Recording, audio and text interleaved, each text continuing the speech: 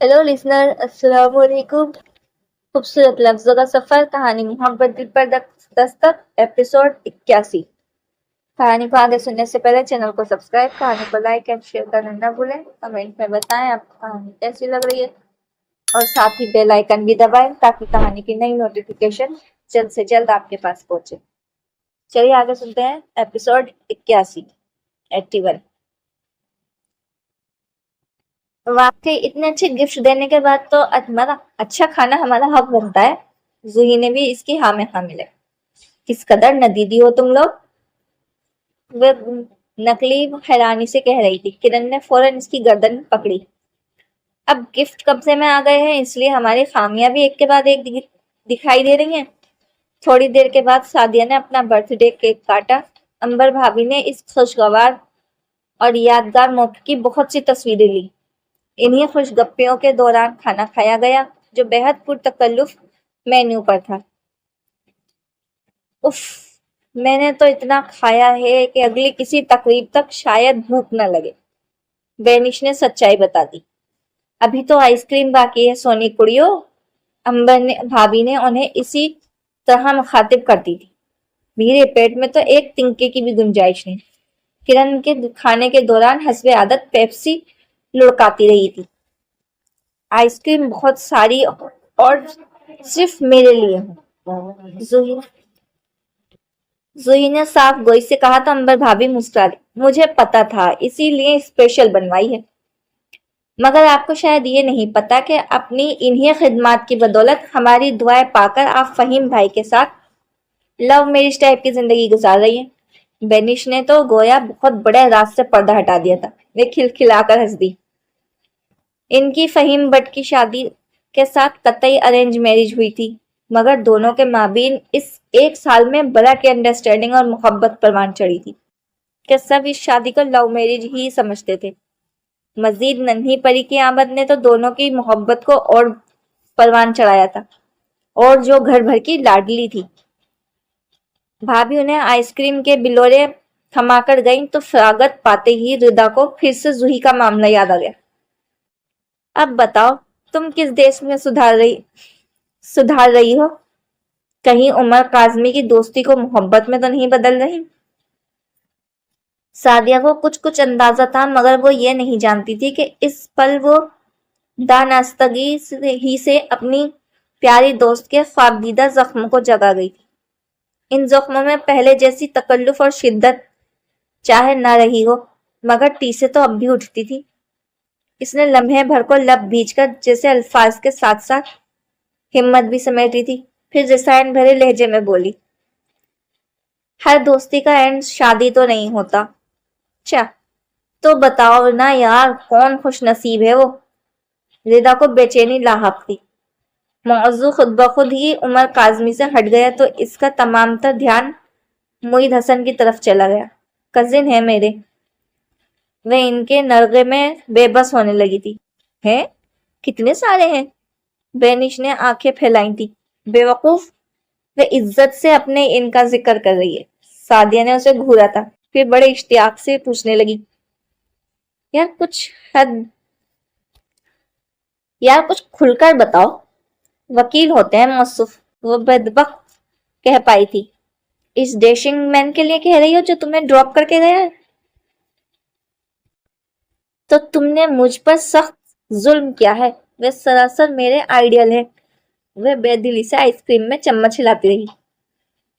बड़ी गासिब तबीयत है तुम्हारी, शर्म करो, दोस्त के मंगेतर पर नजर रख के बैठी हो। किरण ने उसे गैरत दिलाई। लो भला, 2 घंटे पहले मुझे क्या पता था कि बंदा मंगनी शुदा होने वाला है? वो आह भरकर कह रही थी। जूही को ना चाहते हुए भी हंसी आ गई। कहो तो मैं तुम्हारे हक में दस्तबरदार हो जाती हूँ। इसने खुले दिल से ऑफर की थी। क्या बकवास है यार, खुल के बताओ ना। रिदा ने डांट कर पूछा तो वे गहरी सांस खींचते हुए इन चारों की तरफ देखकर बोली, मुईद हसन क्या? इन सब की आवाज में हैरत, बेयकीनी और हमदर्दी का रंग नुमाया था।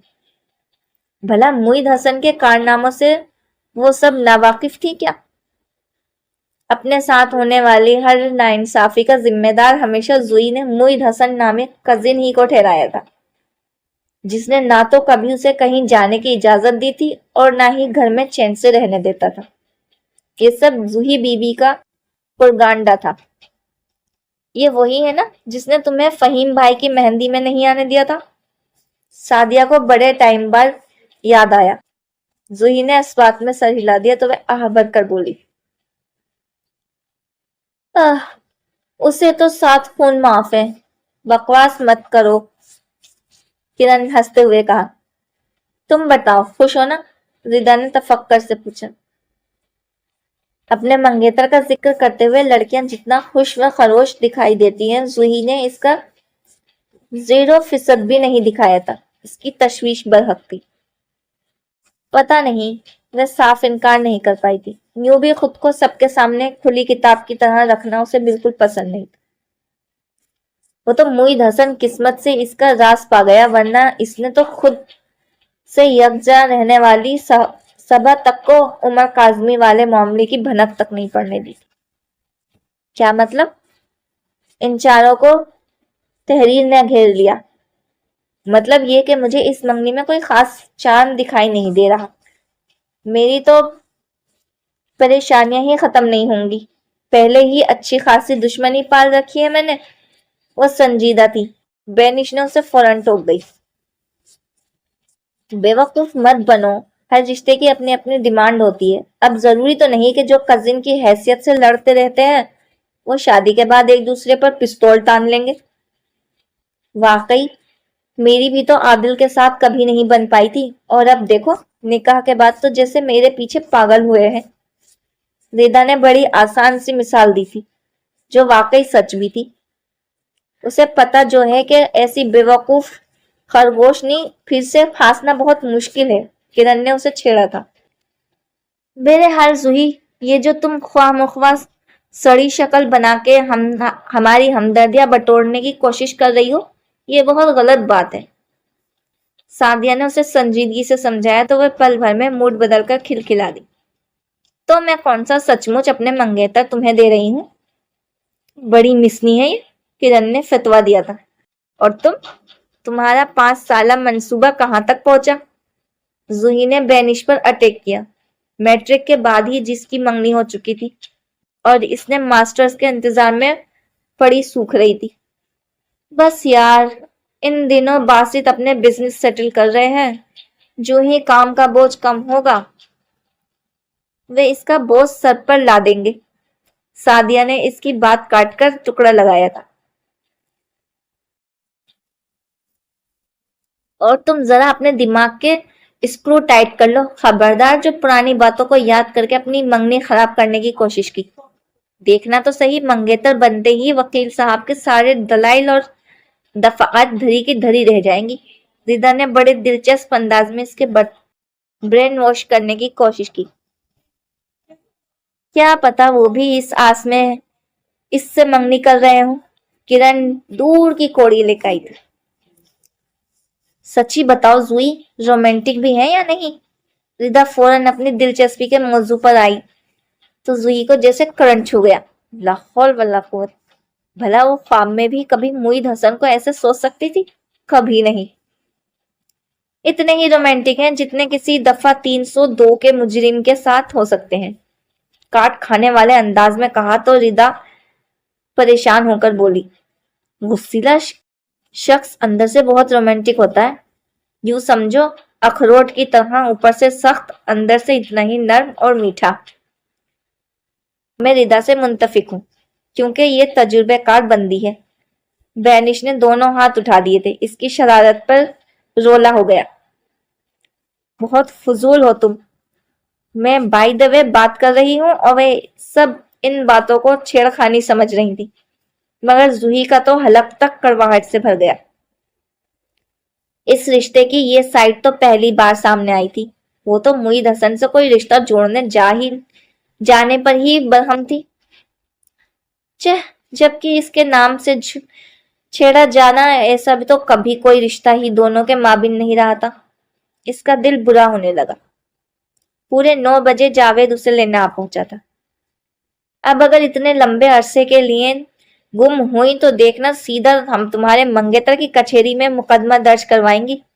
रिदा ने उसे गले लगाते हुए धमकाया। और अगर तुमने हमारे बगैर मंगनी करने का सोचा भी तो फिर नताइज की जिम्मेदार भी तुम ही होगी। बेनिश भी पीछे नहीं रही थी। यूं समझो कि लड़के के बगैर तो शायद तुम्हारी मंगनी हो ही जाए, मगर हमारे बगैर नहीं हो सकती। किरण ने टुकड़ा लगाया तो वे बदबख्त तमाम मुस्कुरा। ऑफ कोर्स यार, तुम लोगों को ना बुलाऊं तो क्या मुझे शहर भर में अपने पोस्टर लगवाने हैं? वह अंबर भाभी और सादिया की अम्मी से मिलकर बाहर निकल आई। गैर मौतकर तौर पर जावेद बाइक की बजाय मोहित की गाड़ी में आया था। तुम तो मेरी तफरीह के पक्के दुश्मन हो। मजाल है जो 9 बजे से आधा इंच भी सुई खिसकने दी हो।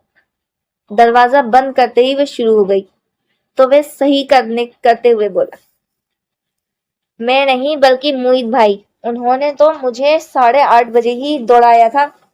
वो तो मैं आधा घंटा लॉन्ग ड्राइव पर गुजार के आ रहा हूँ। उफ, ये शख्स। और सुलग कर रह गई। वैसे आप ही अगर नर्म दिली का मुजाहिरा करते हुए सोचा जाए तो अभी तक की जिंदगी में तुमने इतने ज्यादा तो गुनाह नहीं किए होंगे जिसकी सजा तुम्हें अपने जानी दुश्मन के रूप में मिल रही है। वह बड़े दोस्ताना मूड में कह रहा था। जूही ने खुद खूंखार नजरों से इसके शाने पर नाखून घुसेड़ दिए। उफ, वह बिलबिला उठा। अगर अपनी जान सलामत चाहते हो तो खामोशी से ड्राइविंग करो, वह दांत पीस कर बोली।